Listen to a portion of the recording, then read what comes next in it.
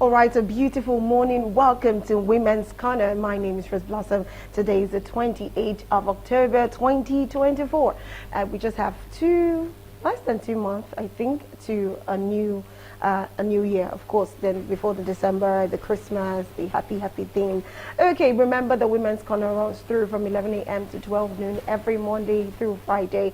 And of course, we have our app on Google Play Store and Apple Play Store, so you can download our app. And of course, we're streaming live on Facebook and on Twitter at Galaxy Television, so you can be part of us.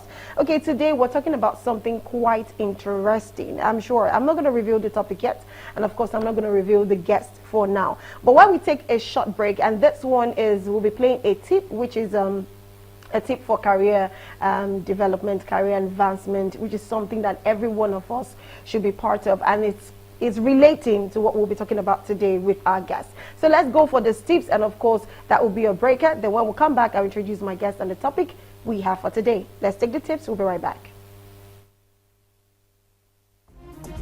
Tips on career advancement, determining your career goals. Before you work towards career advancement, it will be important to know what type of career advancement aligns with your wants and needs. This way, you can make sure you're working towards an end state that fits your desired lifestyle. In determining your career goals, you can create guideposts for yourself as you work towards progress. Keep in mind that career goals, like most goals, tend to be cyclical. In achieving one goal, you may come to recognize a new goal. Remember to keep checking in with yourself as you reach new milestone. Planning your career advancement. Once you have clarity on your goals, you will be more prepared to map your path towards achieving them.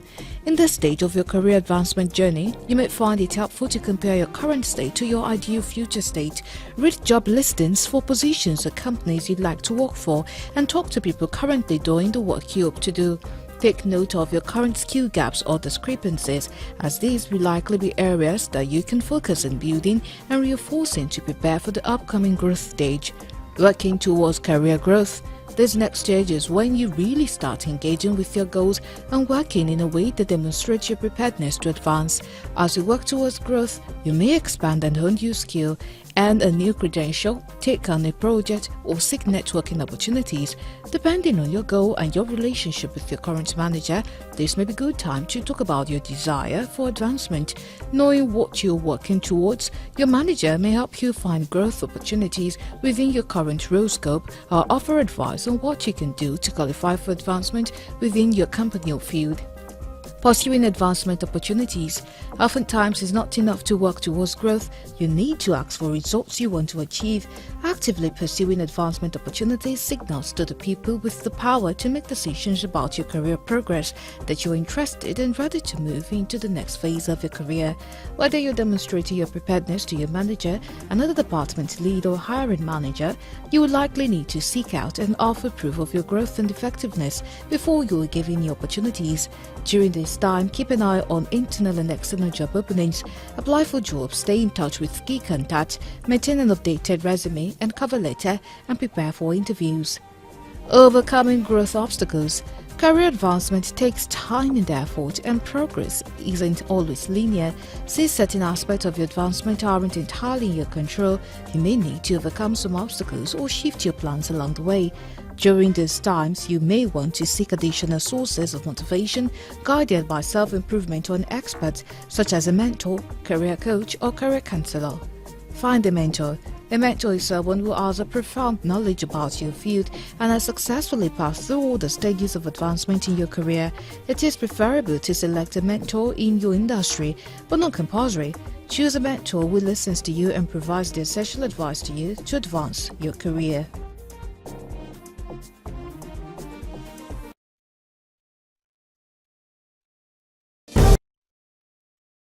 Back. One of the key things I got from this write-up is this tip rather, is the finding a mentor in life, whatever stage you are. If you don't have a mentor, it's as good as you just want to be stagnant, you just want to be wherever you are.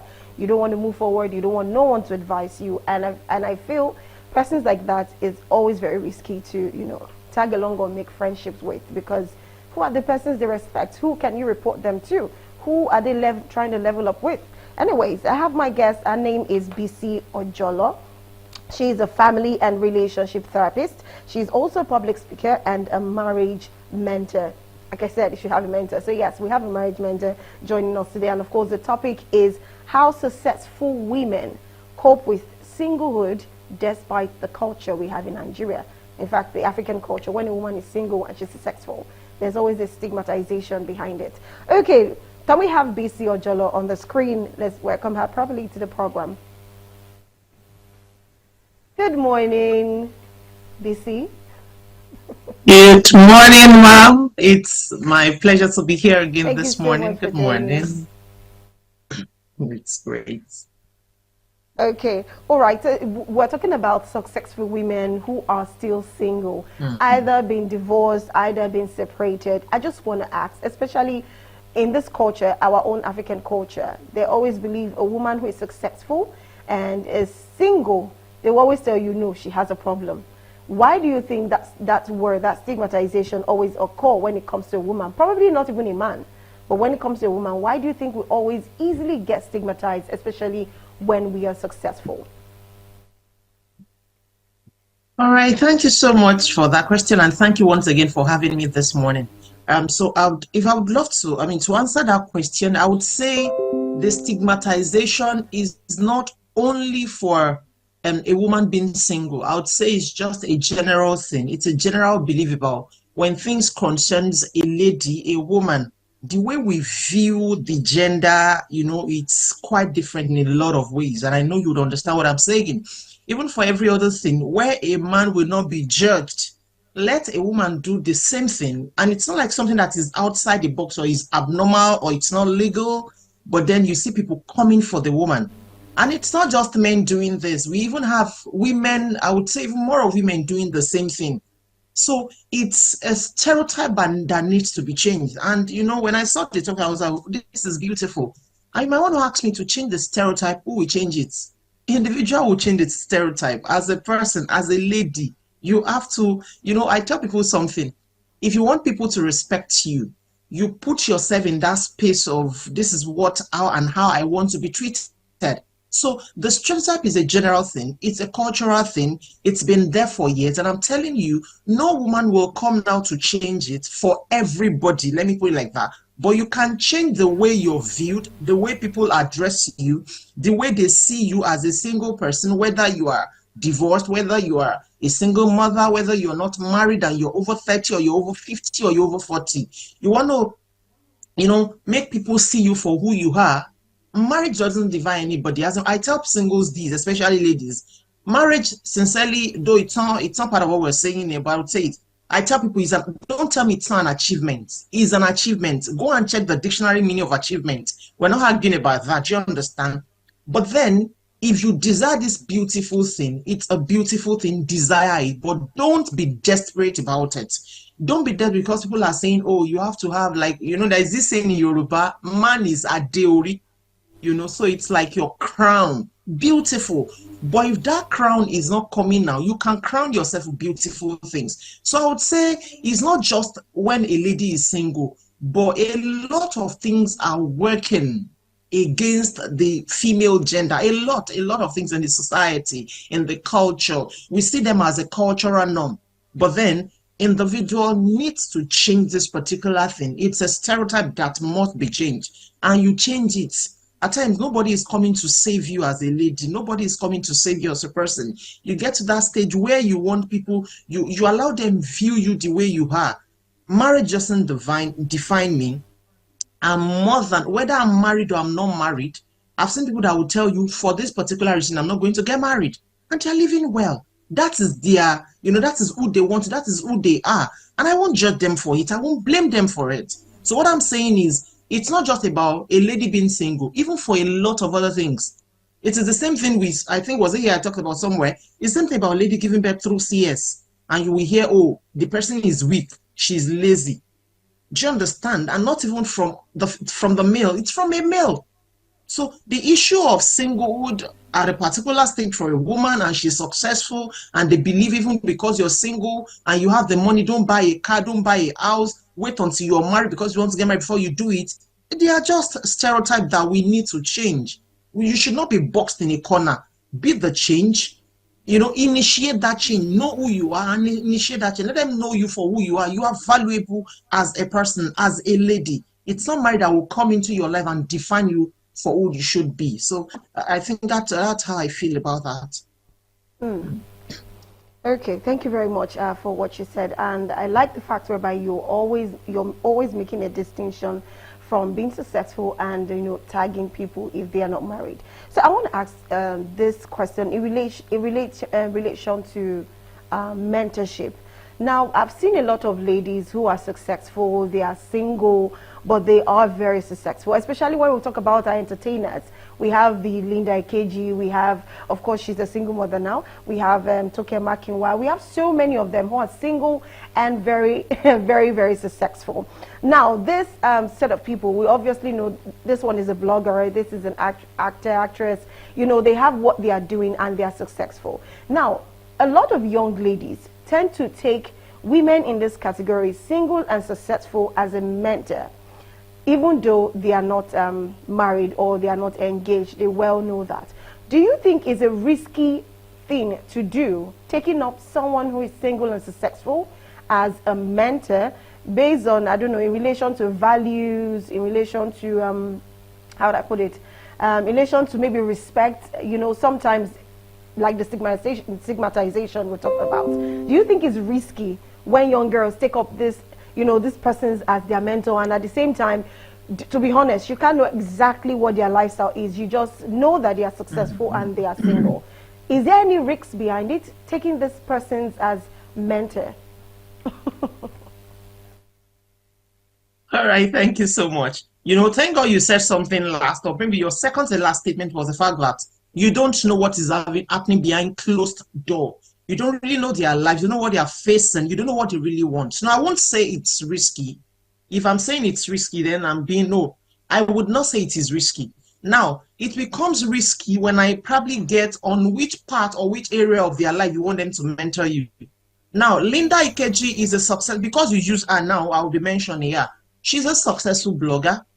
If I want to start a blogging business, or probably I want to start the same thing she's doing, and I know this person she's been doing it for a year, she's successful, and I feel, she has a mentoring group or something, and I have the money to pay for the knowledge, I can make her my mentor in that particular area. Do you understand what I'm saying? Not for marriage, not for any other thing, because she's not married, she's a single mother. And let me start with this first. One thing will even define who a single lady will make a mentor. I tell people this: everybody cannot be your mentor. Who mentors you will be based on your value. So the first thing you want to know as even a single lady is, what are your values? Because when you don't have a value, just like what late my Muro said, he said, when the purpose of a thing is unknown, our abuse is inevitable. So when you don't know the purpose for your existence, when you don't know your value, my value is honesty, my value is godliness, my value is righteousness, my value is, perseverance, all these beautiful things. But there is somebody here who is not faithful, is not trustworthy, and I'm saying she's my mentor, is my mentor, then something is wrong with me.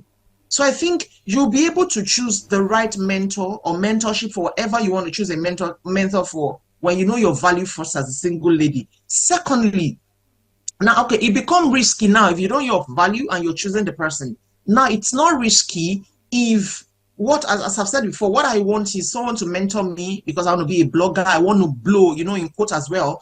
Linda has spent probably over 10 years thereabout. And then they said there's this definition of mentor I give people. A mentor is a person that will give you a method to live with or live by, or to be successful in life. So Linda has been a successful person here. I need a method for me to be successful as well. So I go to Linda to help me in that particular area as a blogger. Now, Toke Makinwa that you mentioned, she's a TV host. She does a lot of things. And I know she's been successful in this area, and I want to do the same thing. I can go to her. And a mentor, one of the things they will do for you is they will shorten the curve for you. So for me now, I'm just starting out. I want the curve of this particular thing shortened for me. I go to her, please help me, and I pay for the service. That is beautiful. But if it's in the aspect of marriage, I can say this boldly. What do they want to mentor you for? Even Toke Makinwa you're talking about, I've read something about her. Toke wants to get married.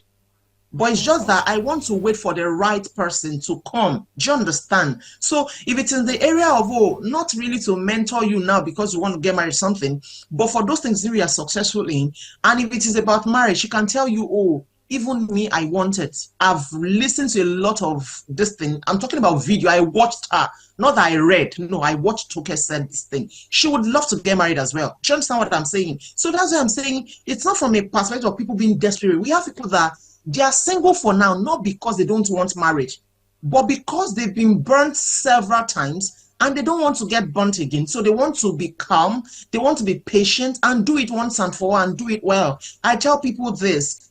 You know, there's this in Yoruba, they would say, Lucy Sanchez said, as if you've waited for a long time to enjoy a particular privilege, it's expected that you're patient to, you know, get the best so that you enjoy it for a long time. So that's what I preach. That's what I believe. So it's not risky if it's the aspect in which you're successful. But if it is about marriage, I wonder what you want them to tell you about marriage. Because truth is, they are being single, I mean, they are single state, they are enjoying it, but they still desire to get, you know, to get a man to, you know, which is just what it is. Marriage is not, it's for companionship.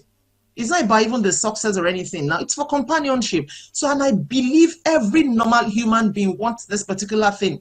I've been in session with people over 40, over 50, and you will hear the fact that if they've been telling you I don't want marriage, trauma is speaking. I'm a trauma healing expert as well, emotional wellness. Because of my understanding in psychotherapy too, you understand this thing that people are speaking from, you know, side of the trauma, how they grew up, their upbringing, the person they stayed with, the marriages they've seen, how traumatic it was for those people. And so because they saw it, they will hear, oh, because of this thing, I won't do marriage.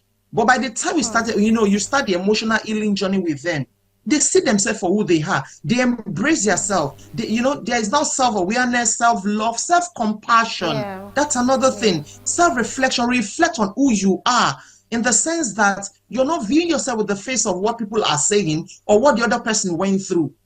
I got married doesn't mean I grew up. I tell people, you might think, oh, my parents are, no. There are things I saw in my parents that I was like, no, BC, if you do marriage, your own will not be like this. Probably all of us have these 1, 2, 3 things from our parents that will tell her if it is like this, no, it won't be like that. So I need to choose my path. You need to choose yours. Do you understand? So I won't say it is risky, depending on what they are going to them to mentor them about, because as I've said, a mentor will shorten the curve for you, and a mentor will give you a method that will help you to be successful in that particular area. And as a single person, or even people generally, mentorship, you might have a financial mentor, a marriage mentor, a career mentor. It doesn't have to be one person being everything to you. The person is not Jesus. Do you understand? So even for mentorship, you have, oh, I want a career mentor. This person is very good. Like my husband is an HR person. He mentors people, career, talent, and management like that. On that particular thing, we have a lot of people in his, program. He does that for them. A financial mentor might be another person who is doing, that's the field. I won't be mentioning people's name here. That's what they do. I go to you. I want to be better with my I know that BC, what you're doing, if you want to really have financial intelligence, you want to be free from poverty, you can't continue like, I go to the person to help me. Marriage mentor, oh, BC is doing this, she can help me here. Like we have, there's this thing I'm doing, Inter Excellent Singles Club. It's just for singles. And when I saw the topic, it's something about this. I told someone yesterday, I was in a program yesterday when we were calling, till we got them around after 9 thereabouts. And I was telling the lady, sincerely, in my counseling experience, I've never been emotional the way I've been in the past 2 weeks. Sincerely, I cried more 2 weeks ago than I've ever done. Sincerely now. Why? Because of my single sisters who, you think they should know better, but things are happening to them and it's just so emotional. And the past 2 weeks has just been, I've been so sort of emotional roller coaster for me. For people, not even my personal issue now. Do you understand what I'm saying? But if we understand who we are, you're not allowing society to dictate for you who you should be. And that's why, I love this topic, the cultural and societal stereotype. People, you can change the norm. You can change, it's a stereotype. It is what they think it should be. Even ask people that place these things there, they won't be able to pinpoint anything. It is just our feeling. I feel it should be so. But then BC is asking, should it be like that? Should women be boxed in the corner because they are not married and so because they are successful, they should not live their lives? Do you understand what I'm saying? We have people flourishing in other areas, and then we're making them feel like, oh, marriage is everything. Marriage is not everything. Marriage is beautiful. I tell Of singles, if course. you want to get married, please get married by all means. But don't let it be, Okay. oh, if you're not married, then your life should be on pause. You stop your life for Okay. marriage. No, you should live, Okay. breathe, live Okay. your life. Understand that even single, my definition of a single is a stage of personal development, self-awareness, a stage where you improve your person, a stage where you're not waiting for marriage, but you're living, not just existing. Okay. Do you understand what I'm saying? Okay. You're All right, living your BC. life. All right, BC. Thank you very much for that one. I can see how like I say the fire is working for you, because like you said something. For the past 2 weeks was most of the one of the most emotional week for you, and that's relating to the single women. And I really, really do understand what you're saying. But anyways, let's quickly take a breather. This is still with us. She's still definitely going to be discussing with us. But let's quickly take a breather. This one is to check on tips on how to manage our stress. You know, when you're stressed, this period now, in fact, I was in church yesterday and the pastor kept saying, I know everybody's depressed. Even though I want to reject it, like I said it to myself, I said, no, I'm not depressed too. I'm just probably frustrated. I know almost everybody's frustrated, join with the stress at work or your business or your surroundings. I know a lot of people are going through a whole lot. So the first thing I always tell people is drink water and take a deep breath. But anyways, I'm sure that is also listed in these tips for stress management. This is still joining us because we're still talking about how successful women can cope with singlehood despite the culture we have in Nigeria and as African. Let's quickly watch the tips for stress management. I'll be right back to continue with the program. Stay with us. Tips on stress management. Maintain physical exercise and good nutrition. Physical exercise and nutrition are two important components in how you respond to stress. When your body is healthy, your mind can be healthy and vice versa. Physical exercise is proven to be a great stress reliever and also help to improve your overall quality of life. Nutrition is important because stress can deplete certain vitamins such as A, B complex, C and E. Maintaining proper nutrition not only helps your body feel better, but your mind as well, which allows you to better combat stress. Practice deep breathing.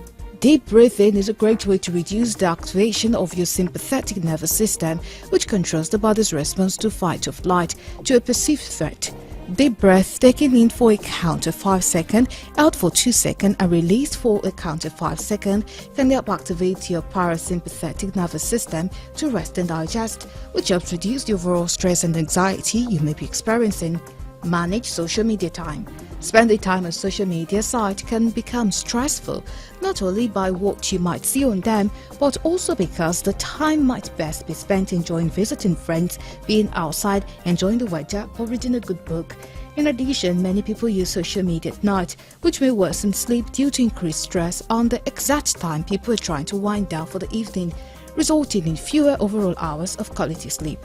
Connect with others. Humans are social beings. You need to have connections with people to feel supported. Finding a sense of community, whether at work with a religious organization or through shared activities such as organized sport, is important for your well-being. Enjoying a shared activity allows you to find support and foster relationships that can be supportive in difficult times. Avoid unhealthy habits. Some people may deal with stress with unhealthy habits. These may include drinking too much caffeine or alcohol, smoking, eating too much, or using illegal substances. These habits can harm your health and increase your stress level. Laugh more. A good sense of humor can't cure all ailments, but it can help you feel better. Even if you have to force a fake laugh through your grumpiness, when you laugh, it lightens your mental load. It also causes positive physical changes in the body. Laughter fires up and then cools down your stress response. So read some jokes, tell some jokes, watch a comedy, or hang out with your funny friends.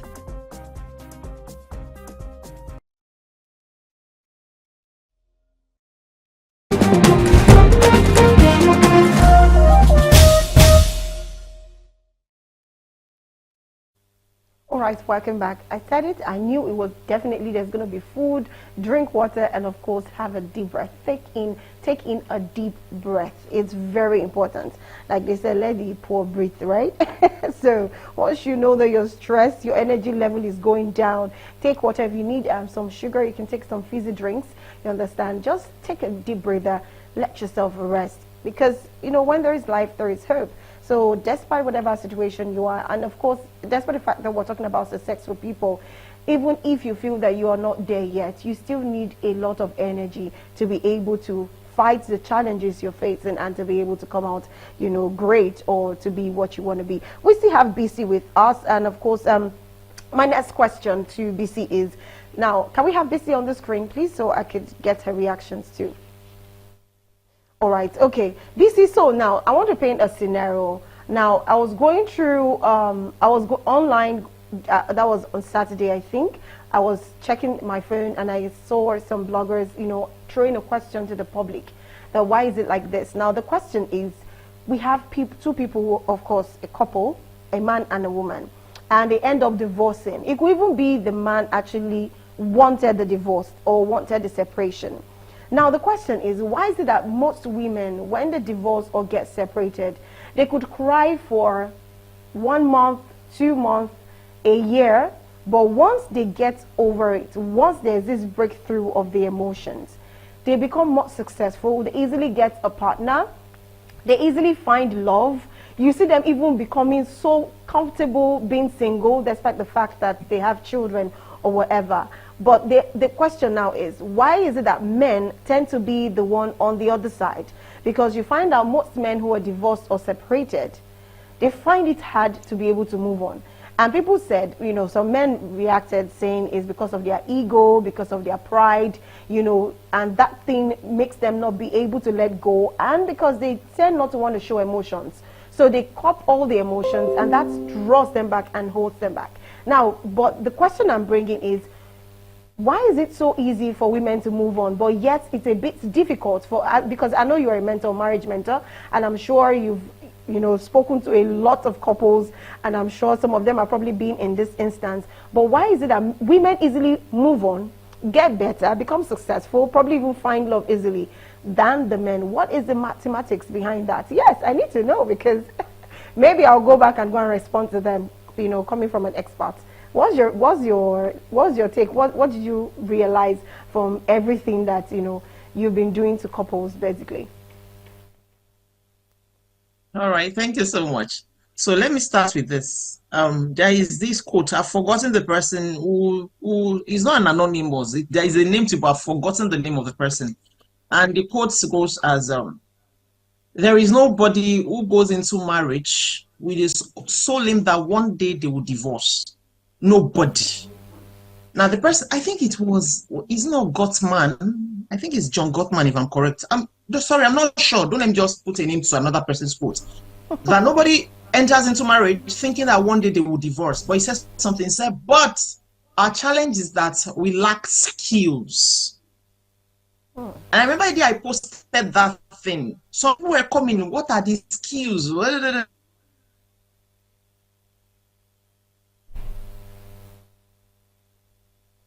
No sane person will enter into marriage and say, oh, tomorrow I want to divorce, or next year.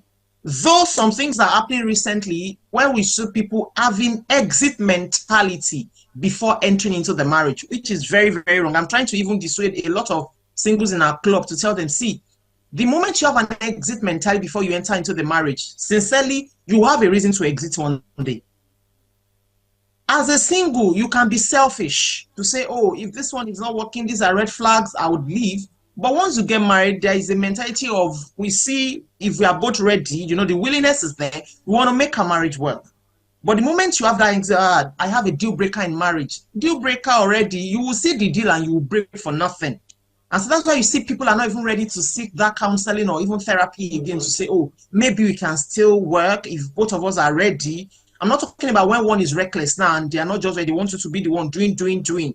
If one person is doing, they get to a point, their elastic limits, and they can't go further again because they are tired of giving. Now, when a person is giving in with his marriage, they get tired because the person giving will get to that point where there is nothing to gain. Even if they have, they themselves are already on a life support. You know, literally now they want to live as well. They want to be given as well.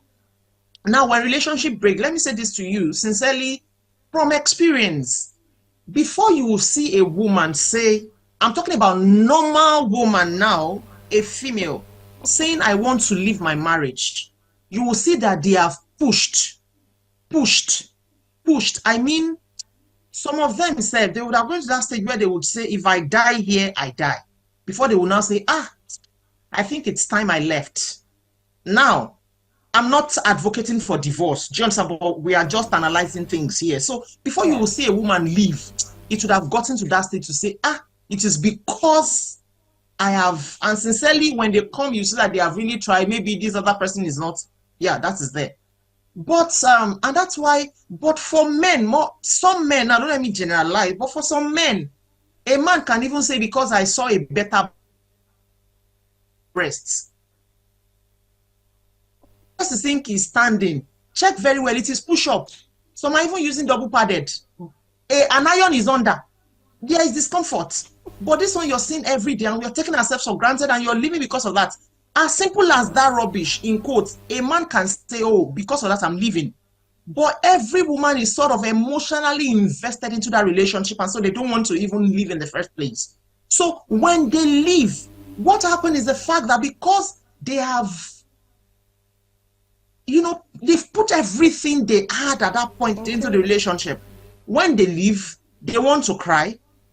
They are not happy about it. They wish there will still be a way out. They wish there is something they can still do. So they cry. They not just cry. A lot of women mourn the relationship. When I say mourn, I mean I've seen they mourn it to the extent that I had a case at the point. She was admitted for months in the hospital, and not for anything. Wow. And at that point, they were even saying the thing was getting to the other side of the brain. She would have run mad. She would have run mad. Do you understand? Because why? She was thinking about how invested and everything. But immediately she got whole, I mean, now she felt, well, I need to move on, and she moved on. So why is it like that for women? It's the fact that as a woman, check well. And again, I am being careful because this is an international program. I'm being careful.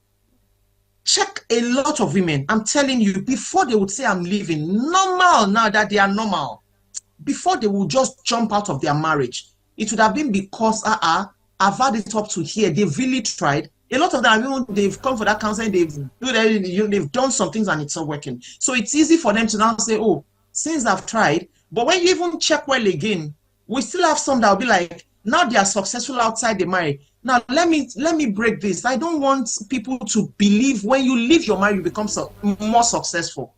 I hear that recently. And they start mentioning this person when she left her spouse, her husband, and she now have money. Because as a single lady here, if you are a lady listening to this, if you are enter any relationship and that relationship is a covering over who you should be as an individual, that is a terrible red flag. It is expected that there is something called togetherness in marriage, both of you working together to achieve success. No man should feel insecure to say you will not be who God wants you to be. So the moment marriage is covering who you should be as a person, it's wrong already.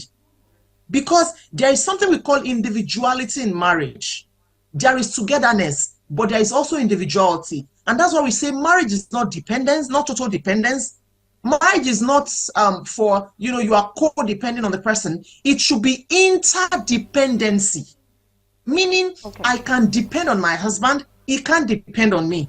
Do you understand? But the moment the other person is saying, you need to depend on me alone, and so you're not able to, not because of ego or anything now as a woman, but the person is not allowing you now to, I've seen men that are saying he doesn't want me to work, and so they're at home, they are wasting away, they're not even okay. It's affecting them mentally because that's not who they want to be. That is a wrong thing.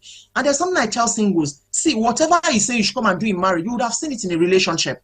It's just that, and it's not because probably at times they don't come out to say, hey, you won't work. It might be that you're talking or something, they saw something on social media and say, if it were to me, if I was there to be the man, even me to see what we can do, check the pulse, check the reaction to some things, not even their words now. A lot of single are If I checking get work. you So correctly, it is because the woman, they've can you hear me, stretched Vicky? themselves. And so when they come out of that relationship, they had already done what they needed to do in the relation before coming out. So they are able better to manage the emotion and then move on because they do the strength they needed to do. I don't if you can hear me. If I get you correctly, that means women are, how do I put it? Women, because of how emotional they are, they just have to tear it out and get better. But for the men, what you're trying to say is because the men always have weird reasons for wanting to leave the marriage, so it deters them from probably moving forward, because when they even move forward, they don't get it right because they always want to just keep moving from maybe one partner to another because what they see is probably what they are going for, if I get you correctly. Is that what you're trying to say? Please, I only got the last part. Okay, I'm trying to say, you know, I asked the reasons why men find it hard to move on. Now, from your conversation, what I could deduce is Yes. you say women easily move on because they invest emotionally and all of that. So once their emotion is, they were able to detach their emotions from whatever feeling or pain they have, they easily move forward or do whatever they need to do. But for the men, because they really do not have genuine reasons most time for divorcing, let's just use that example. They genuinely don't, probably maybe like you said, they see a standing a breast and they want to go. They see somebody who has a bigger, you know, bigger asset and they want to go for that one. So after they go for that, they get it. They end up they find out that whatever they are going for does not even last forever. And probably the woman probably has a bad attitude or something, and they probably go back to square one. So is that what you're trying to say, that that's what happened to men? Okay, yeah, part of it. Though I'm not saying even the women, not that it's easy. Do you understand? But like at the point you get to that point where you think there is no choice here, why wail and die when it's not like you're going back? Do you understand? That's why they now move. And for the men, exactly just like that. You ask themselves, they will tell you why they even left the woman in, for why they were misbehaving. For some of them, they didn't even know. But it's after the whole thing has collapsed that, you know, reality sets in. But then at times it's late for a lot of people. Yes, very late. Okay, before we go, because of our time, you said something that you have a single club, somewhere excellent thereabouts, where you actually talk to single people, you know, pray with them and all of that. Can you share more about that? When I mean share more, I mean the venue, where it is, so that for people who are single and, you know, they can be ready to mingle too also. And it would be nice if they also have you talk to them, because the program here is basically for women, and I'm sure every single woman, successful or not, will definitely want to be part of something amazing as that. So please, how can they get to you or be part of this club so they could learn and be better, you know, maybe mingle to and meet somebody single there? All right. Okay. Thank you so much. So it's called Excellence Singles Club. It's online. So people attend from all over the world. We have 3 months option and we have 6 months option. So it's majorly for me. I'm even looking for you if you're not in any relationship, because what the club is about is first reorientation, mindset change, personal development, personal growth, and self-awareness. Basically, though we're going to be looking at finance, career, emotional wellness, there'll be relational things, a lot of things, your health, your spiritual life, emotional intelligence, a lot conversational, but majorly what you're coming for is about personal development, investing in yourself and getting improved on all areas. So it's online. We're starting the next cohort is next year, January to March. There's an option, then January to June for 6 months, for 3 months for singles. And I prefer if you're not in a relationship, so that when you're entering any relationship, you know why you're entering, not because you're being pressured, not because you're being pushed, not because all your mates have gotten married and so you want to enter to, not because you're of age and you're no. We want to that reorientation, and then you're fine. It's about now you being whole. So when you're whole, you're able to even know what you want for your life, because now you know who you are and you have embraced who you are totally, not minding what the society is saying, what your family is saying, what people are talking about. And so they can get in touch with me on all social media, BC Ojolo, on my number. You can chat or send a message or call 081 8212 9026, 081 8212 9026, and then we can take it further from there. All right. Thank you very much for making yourself so available for us. Like I said, this program is basically to push women out there, and we talked about the successful women, and of course this time around we are talking about single, and like I said, BC Ojolo is an amazing person. I would say I've worked with her. She's more like a big sis, yeah. So she's always helping out to talk to singles, the married ones, and of course, even in other aspects of life, she's also, as a public speaker, obviously, you have to be broad in a lot of things. In one word, BC, in one word, how do you think a successful woman can cope despite the culture, despite the stigmatization, despite the norm? How do you think they can cope and break out of the norm? Just one word. I don't know if it's possible for you, but one word, please. It is possible. It is very possible. Redefine what they are saying. I don't know if I need to expatiate on that, but if I would say anything, redefine what singlehood and being successful is to you as a person, not what society is saying. You said one word, that's why I don't want to explain, but sincerely in one word, redefine it. Now, while redefining now is, it will now be your own personal view, your definition of it, and while you're waiting, having the understanding, and that's why emotional intelligence and self-awareness, where they come in. It's important. So redefine it. Thank you very much. Funny enough, we're actually talking about how successful women who are single can, cope, and the same one word from our marriage mentor, and of course a public speaker and a family relationship therapist. She said you have to redefine what singlehood means to you, and she has already said that. What does it mean to you, your own personal space? But what does singlehood mean to you? You have to redefine it so that when people see you, even though they know you're single, they won't stigmatize you, especially for the ladies. It's easy for men. Yes, not easy at some certain point or stage and age in life, but for women, once you are like 25, 30, 35, obviously you know what people are already saying in front of you and behind your back.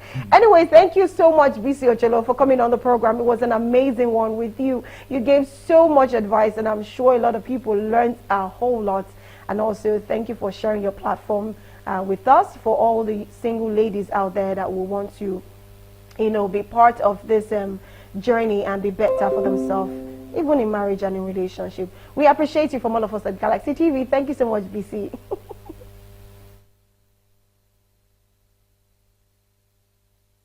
All right, okay, and that's it. We'll call it a wrap today on the program. That's what we can take already for today. Women's Corner time is already fast spent. Well, up next is news on the air, and after that we'll be having the buzz, where we'll talk about the state and affairs of the country. Until then, you do not want to miss today's episode, because we have a lot stockpiled just to talk about. And of course, definitely we have an amazing guest that will be joining us to discuss that. You will have to stay with us. It's quite different today because we have more training videos on the bus, but let me not spill the bean. Let me not spill the bean. Anyways, you have a beautiful day for yourself. My name is Rose Blossom. Bye for now.